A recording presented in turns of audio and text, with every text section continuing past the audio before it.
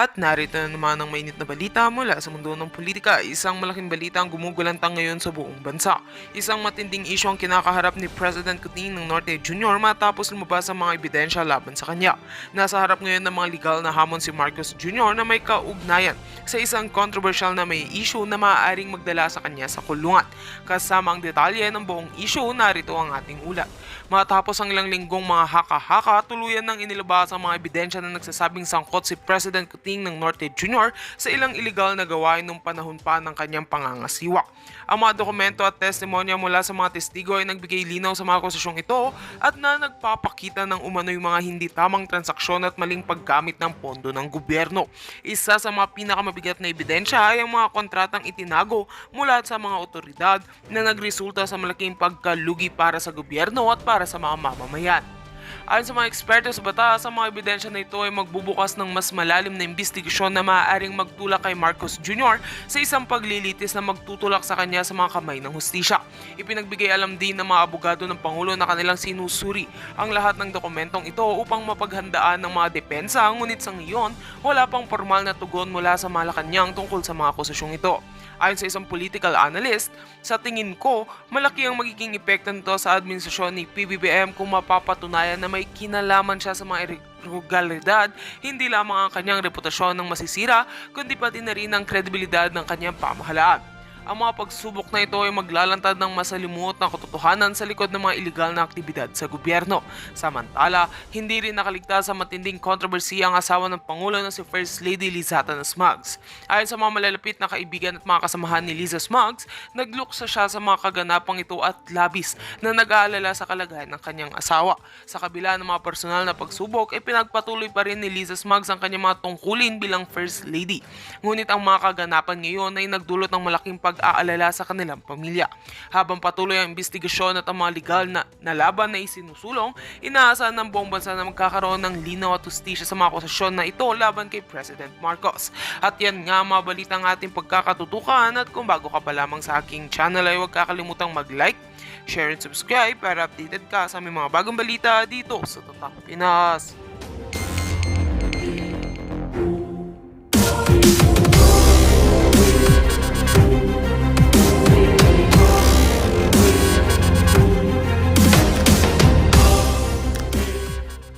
Conversation namin itong BFF ni PRRD. Marami siyang BFF. Alright? So ngayon, pahiga-higa na ako ng bonggang-bongga nun. Sabi ko, okay. Sabi ko, nag-press ko na ba si Digong? Ang sabi dito, ire-record na lang daw. Tapos ito, exacto ang word. Sabi ko, mas maganda. Baka ano na naman masabi niya. Ha, ha, ha. Ganun kami mag-usap. Okay? Private conversation to. Sabi ko to sa kausap ko, mas maganda. Baka ano na naman ang masabi niya. Ha, ha, ha. Tapos sabi ng BFF niya, buwahaha din ang sagot. Sabi ko, dapat talaga i-record. Sabi ko, di kasi mapigilan yung ngangabels ng Lolo Digong natin. Sabi ko, parang tayo lang yan. Sabi ko, ganon. Okay? Tapos sabi ko pa nga, okay, may common denominator talaga tayo. Okay? Tapos may sinend sa akin na mga journalist na nabanggit ako about Pulburon video. Okay, let's talk about Pulburon video. So I'm so happy. Gusto kong congratulate ang lahat na nagko-comment sa aking video at lahat ng mga nanonood. Maraming salamat po kasi because of you na mailalagay na sa bokabularyo ng Pilipinas ang salitang pulburon para hindi masyadong harsh. 'Di ba? Pag sinasabing ay nagpupulburon yung presidente, so parang pag narinig ng ibang lahi, hindi pangit tignan. Okay. So pag-usapan natin yung press con. So pinanood ko at ang pag-uusapan natin yung by the way yung mga nagtanong doon, yung iba, mga palangga, bago naman kayo magsalang doon sa press con, sana naka-ready na yung mga tanong para naman hindi masayang yung time. Yung pinaka-end part ng question and answer ng Q&A doon, wala lang. So next time, as a journalist, journalist man, yung lahat ng nagtanong doon, I don't know, pag-aralan nyo yung mga katanungan ninyo, okay? Pero dito tayo focus sa tanong ni Palangga. play natin para makareact tayo at para masagot ko ang issue ng pulburon. Ito. Dali.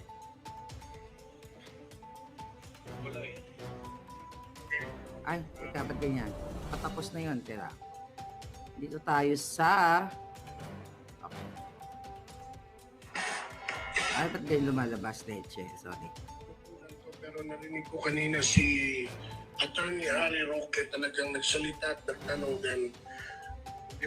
Vlogger Maharlika in social media is masyadong sikat ngayon yung sinabi niya. May video daw siya na si BBM nag-ano ng pulburon, yung isyong pulburon. And ang nagbibigay daw si Justice Secretary at ang bumibili ay si First Lady. Pero this becomes an issue ngayon. At kanina nagtanong si Harry Roque, narinig ko, what if ito ay totoong may video, what would happen to the country kung mapatunayan? Even yun, narinig din kita before, may sinabi ka regarding a leader na nagko-cocaine. I just don't know who it is. But right now, may lumalabas po na ganyan. Yan. Yan, video. Well, I can see that every... hindi lang leader lang. Leader dito, maraming mayor dito nagpo-cocaine.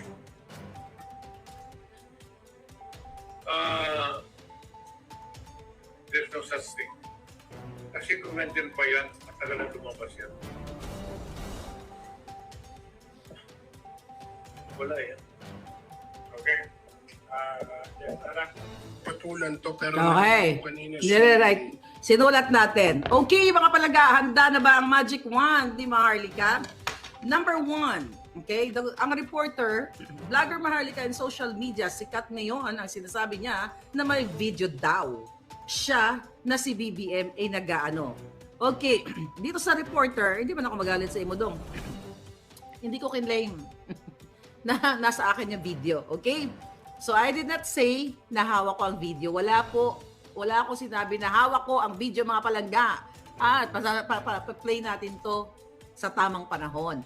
Wala akong sinabing ganyan. So maaari na pick up niya sa ibang mga vloggers. Siyempre kapag nagsalin lahi na yung mga salita, minsan iba. But that's okay, palangga.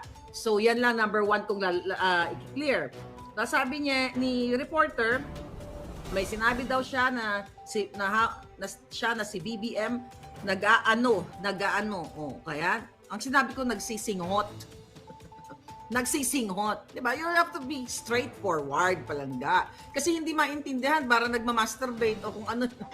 Nagpupulburon habang nagtitikol daw, sabi ni si Rayster kahapon comment niyan. So you have to be very clear.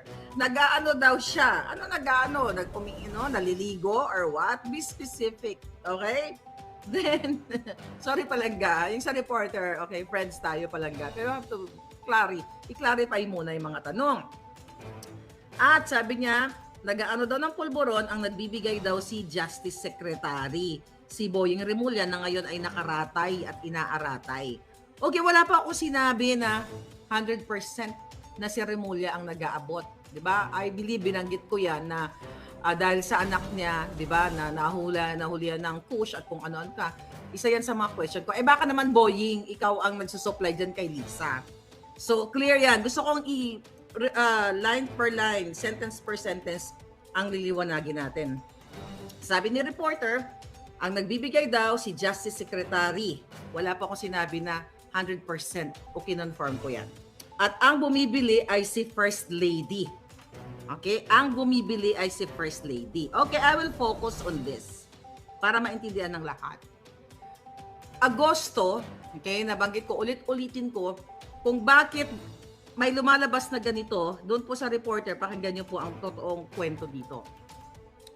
Balikan natin yung issue na kami ni Pebbles Salakera, Pebbles Kunanan, okay, dyan sa Facebook na mga palangga ko, na supporter din ng Marcos, talagang loyalista ng bonggang-bongga dati, ngayon nabudol na. So, isa yan sa expose ko, mga kababayan, na noong si Lisa Ahas ay binoboljak nila si Attorney Vic Rodriguez. Di ba? Doon na nagkakagulo ang lahat. Ngayon, kami ni Pebbles, kami nila Sas, ako, kami lalong kami ni Pebbles talaga yung lagi nag-uusap during that time na ano ba naman ang nangyayari sa gobyerno ni PBBM. Kasi during that time, hindi ko pa siya tinatawag na kuting kasi binibigyan ko siya ng chance na, syempre, wala, hindi pa nga nakakaupo eh. Actually, hindi pa nakakaupo, nag-aaway-away na sila. So, ang nangyari dito, ang sabi sa akin ni Pebbles Talakera, which is napag-usapan na namin sa vlog, Nak, sabi niya na gano'n, gigil na talaga ako dito kay Lisa at kay Taning, kay RJ Nieto. Dahil nga sa ibang issue. Pero i-brief natin para mas maintindihan nyo lang. Sabi ni Pebbles, ginagigil na ako dito. Tapos itong si Unanay, which is si Lisa Smugs. Tawag kasi ni Pebbles dyan kay Lisa Smugs. Unanay, kasi Unano, Unanay. Ganon, yun. Tapos sabi niya, ilabas ko talaga tong mga conversation namin. Sabi niya, yung tungkol sa kay RJ Nieto, yung tungkol sa mga eksena nila na hindi ko alam during that time dahil hindi kami friend ni Thinking Pinoy o RJ Nieto Pengson. Okay? Ray Joseph Pengson Nieto. Okay? So dahil during that time, kung tumitibok-tibok pa ang aking puso para sa pamamahala ni Kuting, gusto kong ampatin si Pebbles Talakera. Okay? Anong ibig sabihin ng ampatin? Sabi ko, pinatotohanan ni Sasyan, Nay, sabi ko, Mother, sabi ko, huwag mo munang ilabas. Sabi ko, kaupo lang, sabi ko ni PBBM, huwag mo muna yung away-away. As in, ganon, sabi ko, pagtatawanan tayo ng mga dilawan. Okay? Pagtatawanan tayo na, sabi ko, Mother, Kasi, during that time, Agosto yun yung babalik ko pala from the Philippines to California. So, gusto kong pigilan hanggat kaya kong pigilan si Pebbles na ilabas niya. So, ang nangyari, dahil para gusto ko sanang magkasundo ng lahat, di ba? Dahil ako wala akong pakialam kay RJ Nieto kung kaibigan niya si Lisa or what. Kahit even before. Kasi during that time, nung sinusuportahan ko ang mga Marcos, ang intention ko is manalo si Kuting. Manalo si Bongbong Marcos, wala akong pakialam kung sino ang mga kaibigan niya during that time. My goal, alam niyo lahat yan, from 2016 nung sinuportahan ko sila, kailangan manalo si Kuting para maano natin yung mga dilawan. Mapamukha natin sa kanila na, ito yung sa inyo ngayon. So yun, kaya gusto kong ampatin si Pebbles. Kaya pumasok itong salitang, ito sa reporter, ng si First Lady daw. Okay? Kaya pumasok si First Lady si Ahas. Kasi, tenext ko, mga kababayan, tenext ko si Senator Amy Marcos.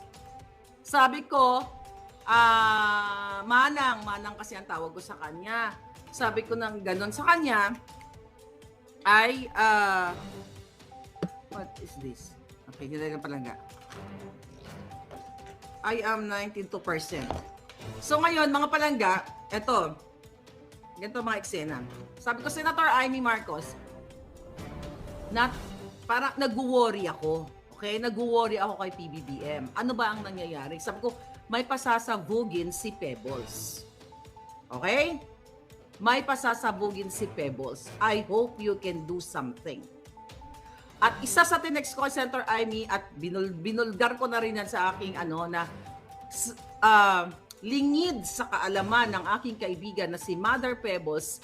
Tinext kita, Senator Amy, na sabi ko, Manang, sana mabigyan naman ng work si Pebbles kasi, chef siya. Ako kumbaga yung nakiusap kay Senator Amy kasi kasi ganun yung personality ko eh. Kasi alam ko naapektuhan ang business ni Pebbles during the campaign kasi pinamigay niya yung mga hamburger niya.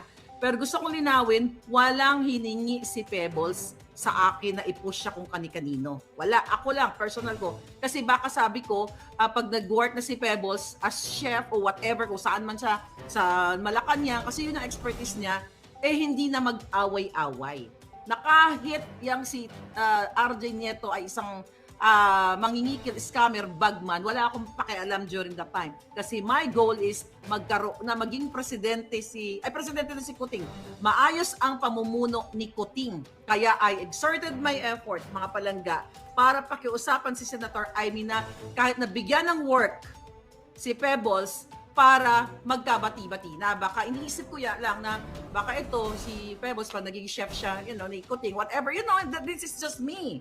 Ay hindi na mag-away-away. Ganun ako kabudol. Ganun ko gustong protektahan si Kuting.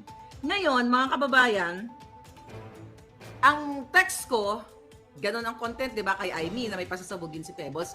Ang sagot ni Senator Amy Marcos tungkol sa ano yung pasasabugin ni Pebbles, yun bang inutusan siya ni Lisa sa pagbili ng pulburon? Na-shock ako ng bonggang-bongga.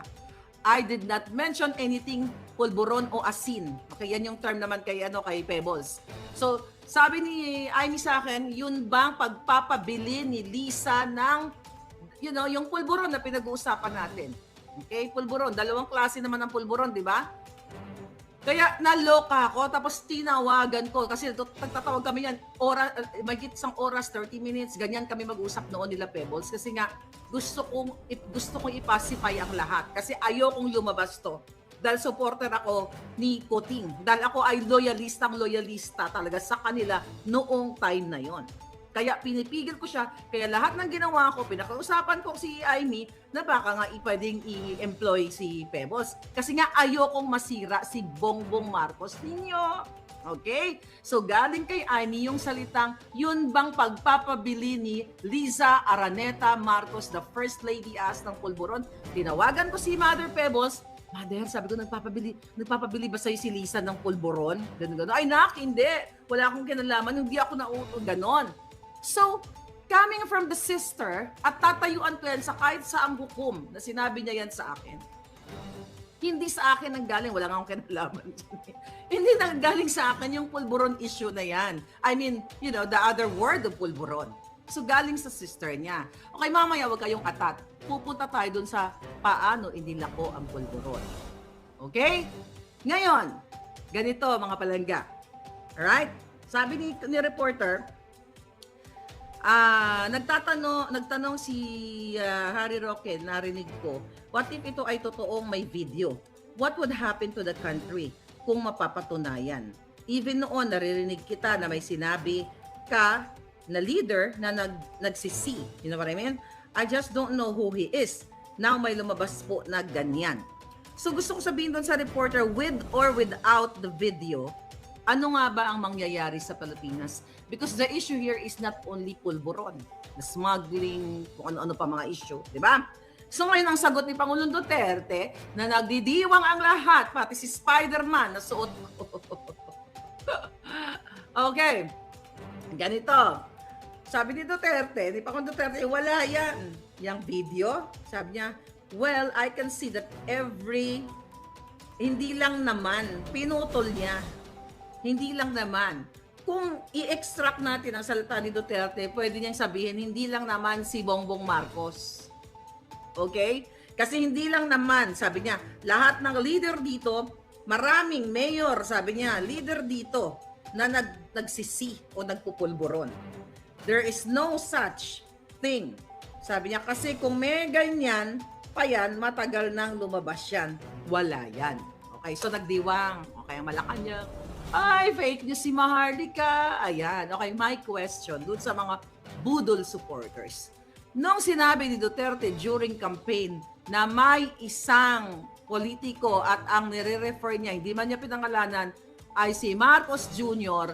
na nagpupulburon, galit na galit kayo kay Pangulong Duterte. Di ba? Hanggang ngayon, galit na galit kayo kasi narinig yan. So, nung sinabi naman ngayon ni Duterte, nawala yan.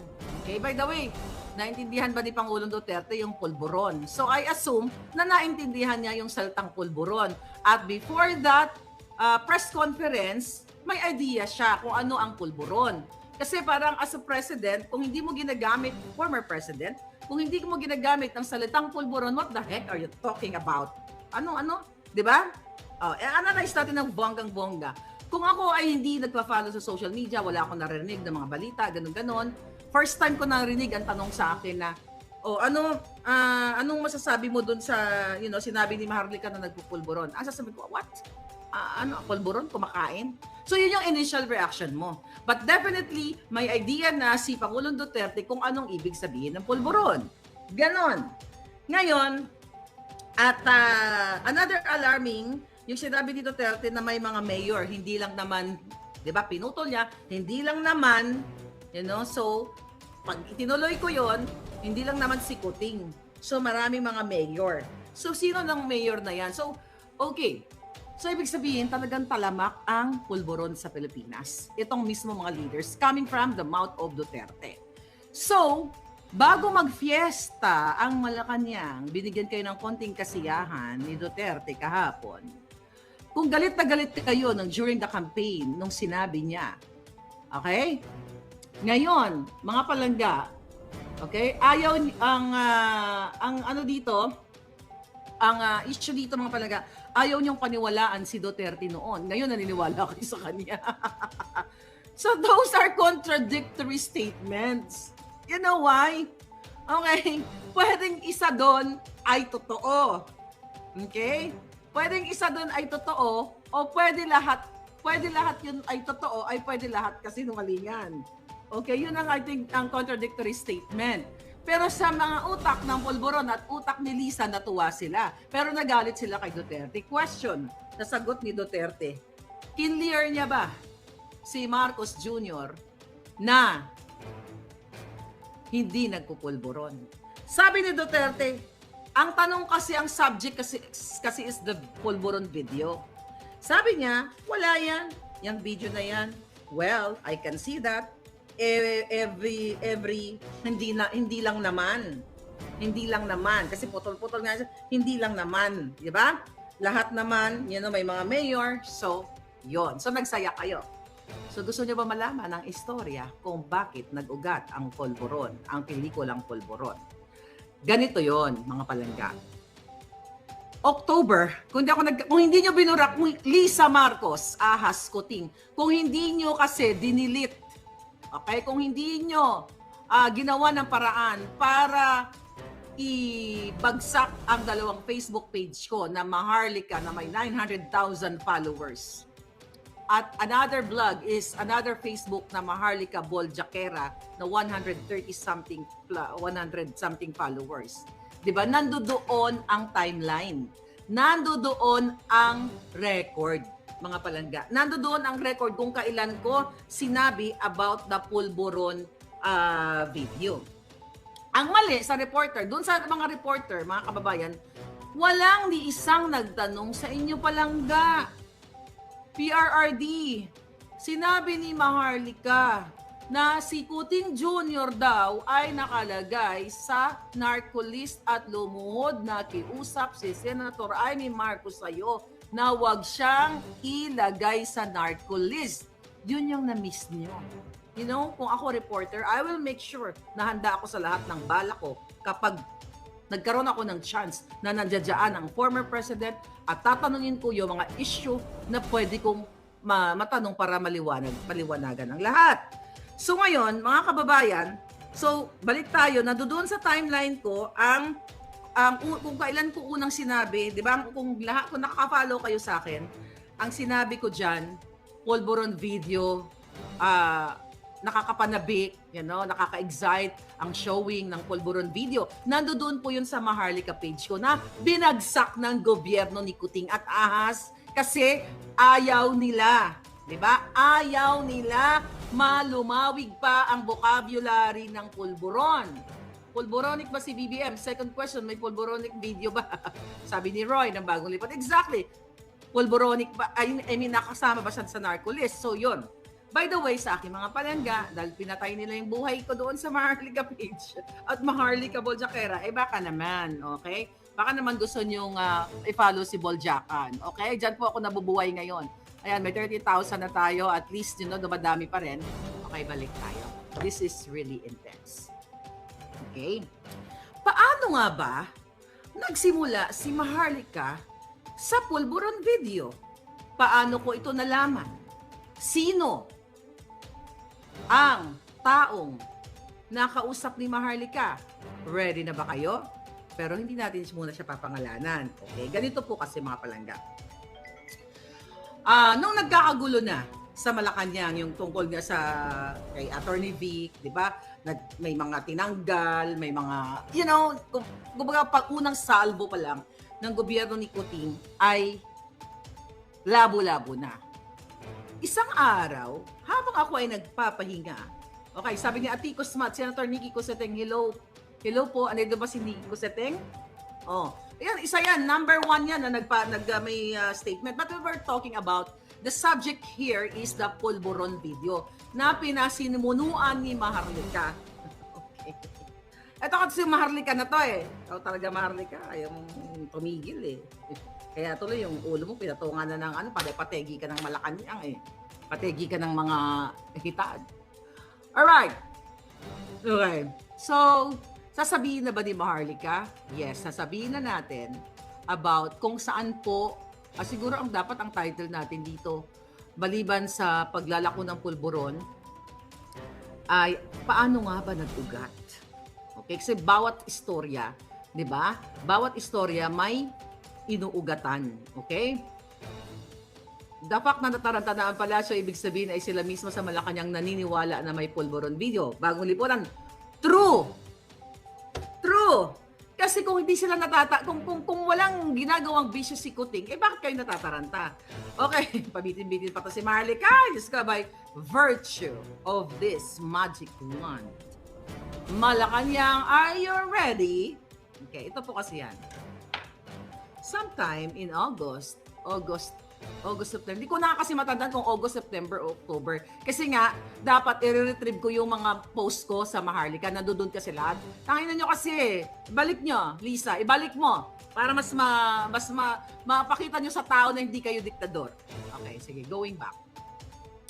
Tinawagan ako ng isang kaibigan ni Lisa at ni Kuting. Okay?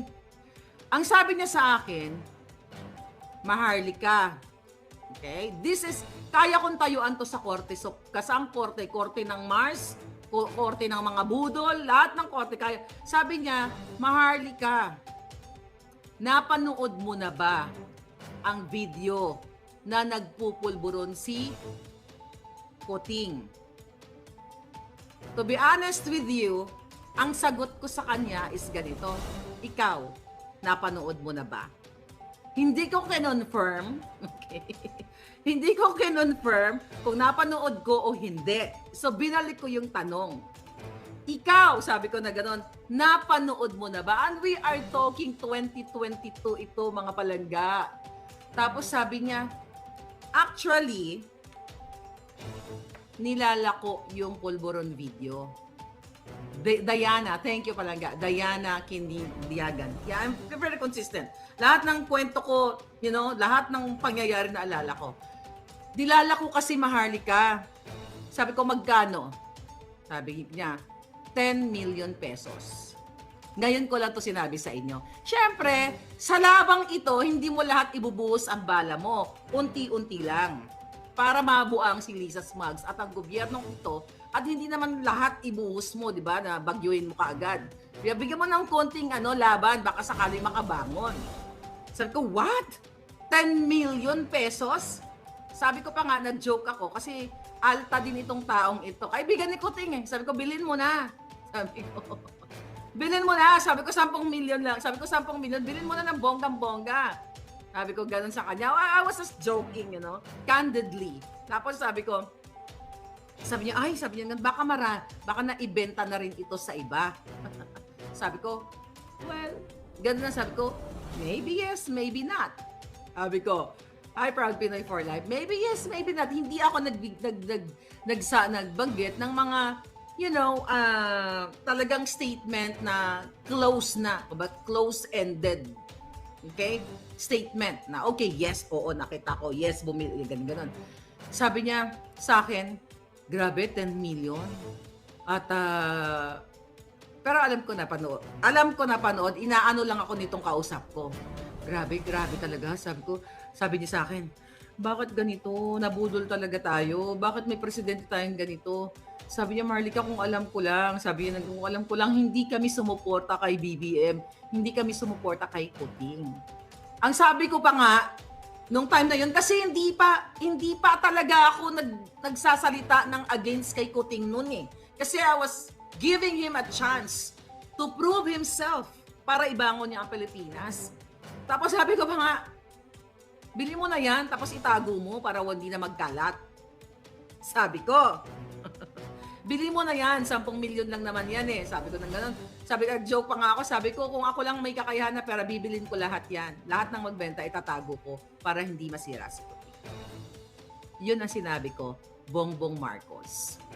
So, you deny that or what? Mayroong video. Ngayon, may video po, hindi pa lang lumalabas ng ngayon. But, balik tayo kayo sa statement ni Pangulong Duterte. Kala ko ba ayaw niyo paniwalaan si Duterte nung campaign? Tapos kayo naniwala kayo sa kanya. Di ba kayo mga sungasanga? Di ba? Ano yun? Ginujuto lang kayo ni Pangulong Duterte? Yes. Sino kaya ang may hawak? 10 million pesos po binibenta. It just so happened na yung mga nakausap ko dyan, mga palangga, kumalat na yan. So kung ikaw, bibilin mo ba ang 10 million? Diba? 10 million para what? To sirain si Kuting. Actually, hindi mo kailangan sirain si Kuting. Bulag pa ako nun, bulag-bulagan pa ako nun. Up to the last minute, Marcos Jr., nagkamali lang kayo. Pinrotektahan kita lingid sa kaalaman mo.